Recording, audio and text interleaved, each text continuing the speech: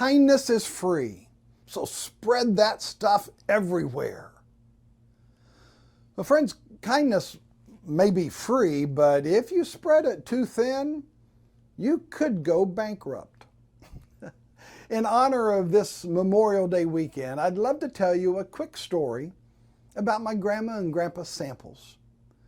I trace my Samples family line all the way back to the hills and hollers of West Virginia. When my dad grew up in Clay County, West Virginia, it was the poorest county in the United States. But the Samples family was rich with values, high moral standards, Christian character, and a love for friends and neighbors.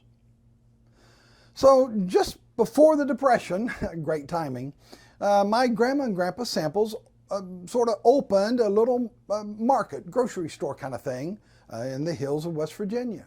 And over the years, developed a really wonderful clientele that would come in to buy food and supplies and enjoy my grandma and grandpa Samples. When the stock market crashed on October 29th, 1929, our world and our society and our culture was thrown into an economic pandemic, much like what we're facing today. And so, little by little, people began to come into the store and say to my grandfather, Ray, I don't quite have enough money to pay for all of this. Could I put half of this on my tab? And my grandfather would hush back, sure, it'll be okay. We'll be okay.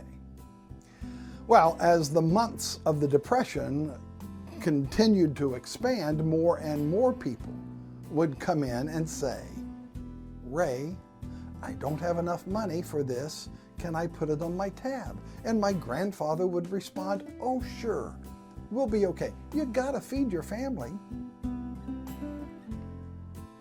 So I'm guessing there were several nights when Grandma Cora would say to E. Ray Samples, hey, we don't have enough money to pay our bills. What are we gonna do?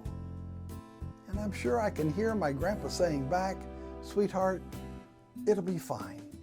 We'll be okay. God will take care of us. Well, the fact of the matter is they weren't okay. I mean, they just kept giving food away to their friends and neighbors without much money coming in. Their hearts were so big, they could never turn their friends and neighbors away. And then there was no federal grant money to bail them out, so my grandma and grandpa went bankrupt. And in an amazing testimony to their faith, they continued to believe in the goodness of God even as they went bankrupt. In this world, and specifically in these times, there are two kinds of people, givers and takers. And honestly, we're probably, each of us, a mixture of both of those. But it's stories like this of my heritage, my grandma and grandpa Sample, that makes me want to be more of a giver than a taker.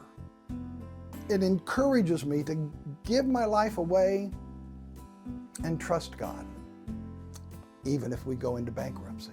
It reminds me of a little song that Steve and Dottie Chandler taught us when Cheryl and I pastored in Fresno, California a long time ago. Dare I sing it for you? Please listen to the words more than you listen to my raspy voice, old voice. It goes something like this. Love is something if you give it away, give it away, give it away. Oh, love is something if you give it away, you'll end up having more. It's just like a magic penny. Hold on tight and you won't have many. Lend it, spend it, and you'll have so many, they'll roll all over the floor. For love is something if you give it away, give it away, give it away. Oh, love is something if you give it away, you end up having more. Friends, we have opportunities to decide who we want to be, givers or takers. Let's give and trust God. God bless. Thanks for being with me.